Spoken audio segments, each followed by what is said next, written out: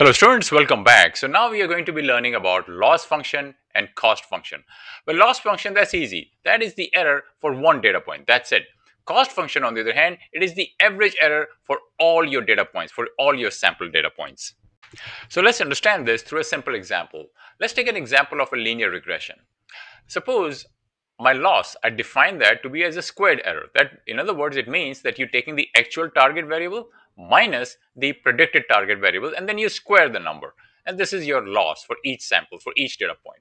Your cost in this case, I'm defining for all data points. In this case, my cost is going to be you take the loss for the first data point, loss for the second, third, fourth, all the way up to the last data points. And then you add them all together and you divide by n. So let's understand this through this example right here. So let's say my x is equal to 143. This could be anything. This could be maybe height of somebody. This could be age. This could be any number. So let's say the prediction, the actual value is 2, 4, 3 for these x's right here. And let's say the model, it makes a prediction, and the prediction is 5, 8, 9. So the loss for the first one, that would be your actual value of y, that is 2, minus the predicted value, square it, and the answer comes out to be 9. So 2 minus 5 is square it, and the answer is 9. In this case right here, it is 4 minus 8 squared. Your actual value minus the predicted value, square it, and the answer is 16. Same thing over here.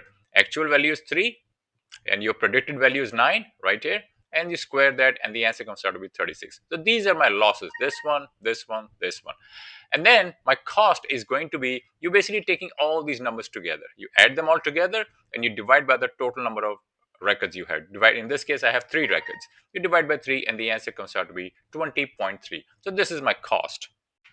Now the formula for squared error is this right here. This is saying that your loss is equal to your actual value minus the predicted value, and then you square that. Your cost function, on the other hand, is basically this right here, and it's saying that you sum all these square errors and then you divide by the total number of data points, and this is your mean squared error. So you can use this. These are widely used in your house price prediction, for your salary prediction. Also, they tend to penalize your large errors heavily. Well, that's because of this. Suppose your actual value is 3, and let's say it makes a prediction 2. So in this case, my loss is going to be 3 minus 2 square, and the answer is 1. Well, in this case, it did not penalize much. Okay, it's a small penalty. There's only 1. But what if your actual value is 3, and let's say it makes a prediction 10? Now, then in this particular instance, right, you'd actually, your actual value was 3, but it made a prediction 2, not very far from the actual prediction. In this case, it went from 3 to 10. Your predicted value is a little bit way away from your 3. So in this case, 3 minus 10 square, and the answer will come out to be 49. And you can see this number is huge, and the reason this number is huge because the difference between your actual and predicted value is large. So that's why when you see these statements like it penalizes large error heavily, that's what you mean by this. Also, they tend to be smooth and differentiable because you can differentiate this function a lot easily. So when you're using like gradient descent, they tend to like kind of like a convenient function over there.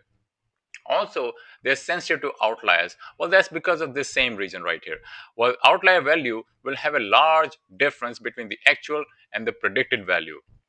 So your error is going to be very large. So that's why they say it is sensitive to outliers. On a side note, some authors, they define loss function to be same as your cost function.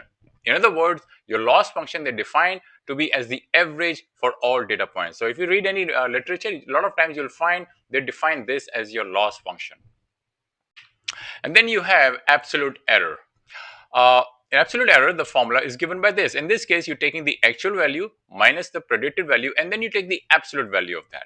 So in this case, your cost function is going to be the mean of your absolute error. In other words, it is going to be the average of absolute errors for all n samples, and this is the formula for your mean absolute error. So in this case, I'm taking the sum of all my absolute error, add them all together, and then I'm dividing by the total count. So let's understand this through this example right here. So let's say my x is equal to 1, 4, 3, and these are the actual value of your y, the target variable, 2, 4, 3. And let's say this is the predicted value, 5, 8, 9. So in this case, my loss is going to be 2 minus 5. Actual minus predicted comes out to be 3. And then for the next one, it's going to be actual, which is 4 minus 8, 4 minus 8, and then take the absolute value, and the answer comes out to be 4. And same thing for the third one. So these are my loss, 3, 4, 6. And in this case, my cost is going to be, you're basically taking 3, 4, 6, add them all together, and you divide by the total number of data points. In this case, it's 3, and the answer comes out to be 4.3. Now, these mean absolute errors, they tend to be less sensitive to outliers. Well, that's because we are not squaring any numbers. And then we have binary cross entropy. This one is used for binary classification. My target variable, that is y, in this case is going to be 0 or 1. And this is the function, this is the formula for the loss function. Here, this y right here, this one, this is your true label. This one can be either 0 or 1. Your y hat, that is this number or this number, this is the predicted probability of your class 1. This is important. It is the probability of your class 1. The cost function in this case would be the average of your binary cross entropy for all your n samples. So basically, I'm just taking loss for every single sample, adding them together, and you divide by n. That is your total number of samples. The use case of this would be in a spam detection. You want to check if your email is a spam or not. Maybe you want to know if a person has a disease or not. So this will be a disease prediction. Also for fraud detection. In the case of fraud detection, maybe there's a certain transaction, maybe it is a fraud or maybe it is not a fraud. So one of the key characteristic of this loss function is this. It penalizes your confident wrong predictions very heavily. In other words, if you make one little mistake, it's going to give you a wrong, it's going to penalize you very strongly. So let's understand this through a simple example. Let's take an example 1. Let's say you make a correct prediction. And this is my loss function, same one. And let's say the true label is y equal to 1. This is my actual label. And let's say the model, it predicts with the probability 0.9, that is 90% chance, it makes a guess that it is of class 1. That's what this model determines. So plugging these values into your formula, that would be this formula right here, your answer will come out to be 0.105. In this case, your loss is low. And that's because you did a good prediction. Your prediction was right. And now let's take a look at another example, a bad prediction. Let's say your true label is y equal to 1. And let's say the model, it makes a predicted probability of class 1 as 0.1. In other words, it's 10% chance that it belongs to class 1. So in this case, your loss, when you plug in these numbers into this formula, will come out to be something like this. You just plug in the numbers right here, and your answer comes out to be 2.302. This is a high loss. That means this was a bad prediction. Now here, your model had a high confidence for wrong prediction. You see that it was 10% sure it belongs to class 1. It was 90% sure that it belongs to class 0. That means very high confidence for wrong prediction. So in this case, your binary cross entropy, it penalizes, it punishes strongly this confident wrong prediction. In other words, if this number is way off, this loss is going to be high. And then you have categorical cross entropy. Well, this one is used for multi-class classification. In other words, when you have more than 2 classes, and this is the formula for your loss. In this case, your C would be the number of classes. If you have 3 class, 4 class, that's what the C is. YI, that would be these terms right here. These are your actual labels. These are one heart encoded, by the way. YI hat right here, that would be this term. This is your predicted probability. So for example, you can use something like this in digit recognition. In this digit recognition, you have 0 to 9. So in this case, your classes, number of classes would be total 10.